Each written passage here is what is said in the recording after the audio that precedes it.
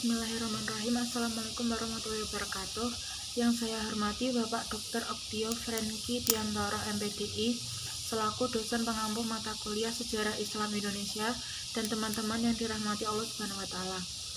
Sebelumnya perkenalkan terlebih dahulu, nama saya Alvina Kiki Sutiono dengan NIM 23040210064. Pada hari ini saya akan mempresentasikan materi dari mata kuliah Sejarah Islam Indonesia dengan judul Dakwah Sunan Giri.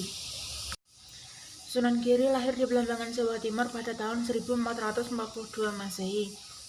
Sunan Giri mempunyai banyak nama panggilan atau julukan seperti Raden Paku, Raden Ainul Yakin, Prabu Satmata, Sultan Abdul Fakih, dan Joko Samudra.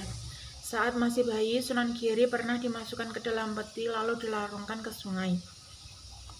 Pelarungan bayi Sunan Giri dilatar belakangi oleh politik. Kala itu, Patih Kerajaan Belambangan tidak mau Pangeran Giri menjadi pewaris kerajaan. Prabu Menak Sembuyu menyiapkan sebuah peti besi untuk kelahiran Sunan Giri. Kemudian bayi Sunan Giri dimasukkan ke dalam peti tersebut dan dilarungkan ke Selat Bali. Setelah dewasa, Sunan Giri berguru kepada Sunan Ampel.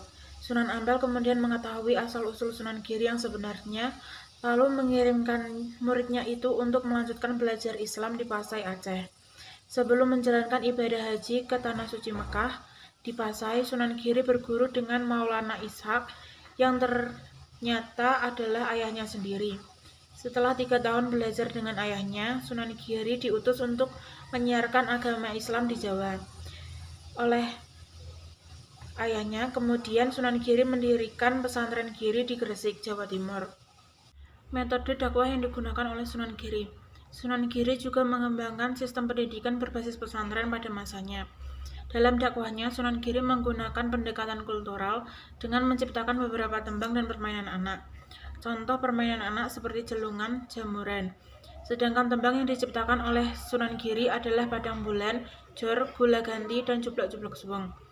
Seperti halnya Wali Songo lainnya, Sunan Giri juga berupaya merangkul tradisi lokal dan memadukannya dengan dakwah Islam, seperti selamatan, acara di keramaian, dan upacara-upacara lainnya.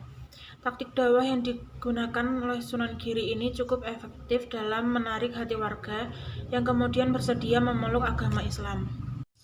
Karisma dan pengaruh Sunan Giri berhasil menggalang rakyat untuk bertahan ketika Majapahit terpecah belah, sebelum akhirnya runtuh lantaran serangan dari Kesultanan Demak yang merupakan kerajaan Islam pertama di Jawa. Bersama para santri dan warga sekitar, Sunan Giri mempertahankan wilayah Giri dan mendirikan kerajaan Giri Kedaton atau Kedatuan Giri. Kemudian Sunan Giri wafat pada tahun 1506 Masehi. Jadi dapat disimpulkan bahwa Sunan Giri menyebarkan agama Islam dengan menggunakan pendekatan kultural, yaitu dengan menciptakan tembang dan permainan anak, yang dimana taktik ini cukup efektif dalam menarik hati masyarakat agar bersedia memeluk agama Islam. Selain menyebarkan agama Islam dengan menggunakan tembang dan permainan anak, Sunan Giri juga mengembangkan pendidikan Islam berbasis pesantren di Gresik, Jawa Timur. Baiklah, saya rasa cukup presentasi saya tentang dakwah Sunan Giri.